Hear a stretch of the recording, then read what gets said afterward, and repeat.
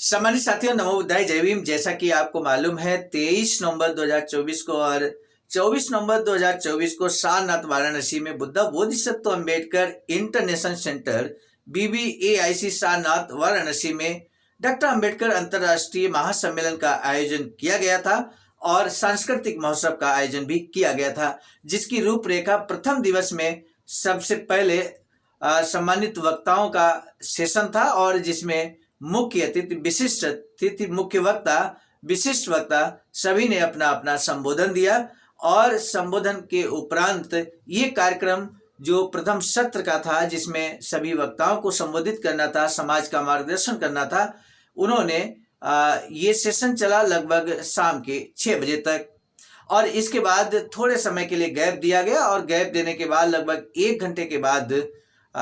दूसरा सत्र था कवि सम्मेलन का और मुशायरा का,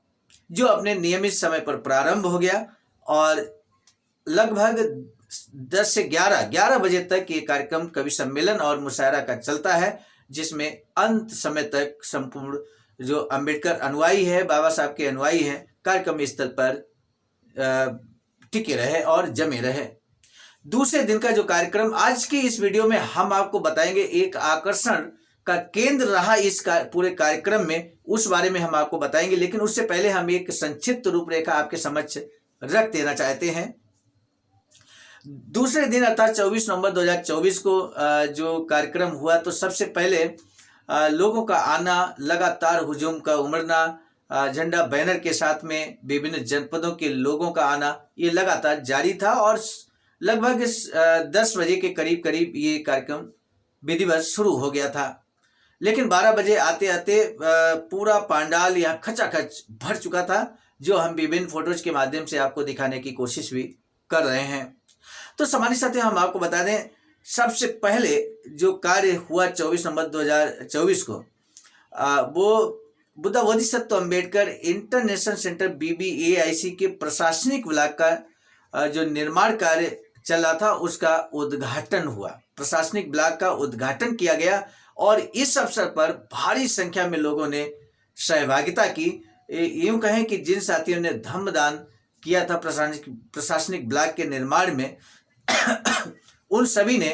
अपनी गरिमामयी उपस्थिति में इस प्रशासनिक ब्लॉक और बाबा साहब तथागत बुद्ध के फोटो पर माल्यार्पण, पुष्पांजलि करते हुए कार्यक्रम का उद्घाटन किया गया, यानी कि प्रशासनिक ब्लॉक का उद्घाटन किया गया।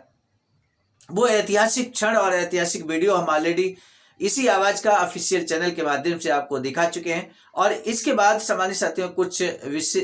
मुख्य वक्ताओं के स्पीच होते हैं और स्पीच होने के बाद सांस्कृतिक महोत्सव का कार्यक्रम शाम मीटिंग में होता है, जिसमें कई देश के गिने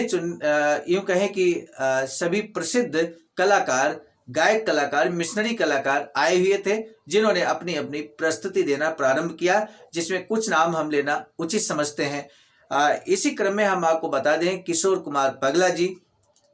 आदरणीय शिव कुमार सागर जी चंदौली से, आदरणीय वंदना सिद्धार्थ जी नई दिल्ली से, विशाल गाजीपुरी एवं सपना बौद्ध जी के द्वारा, प्रीति बौद्ध जी के द्वारा और कई मिश्री कंचन राज जी, अजीत दीवाना जी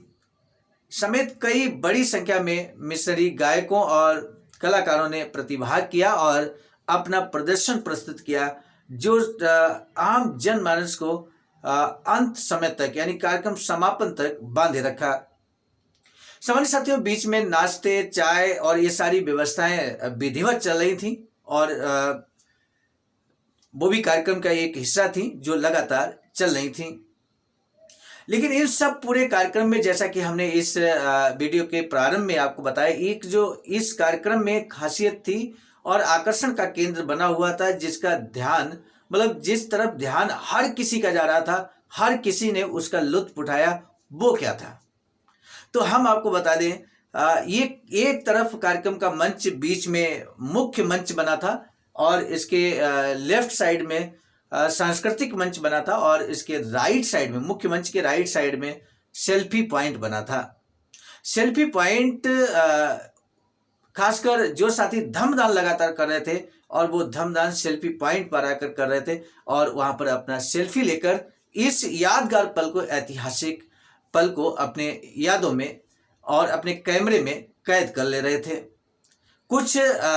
विशेष जो सेल्फी हैं वो हम लगातार आपको दिखाने की कोशिश कर रहे हैं। लगभग हर जनपद को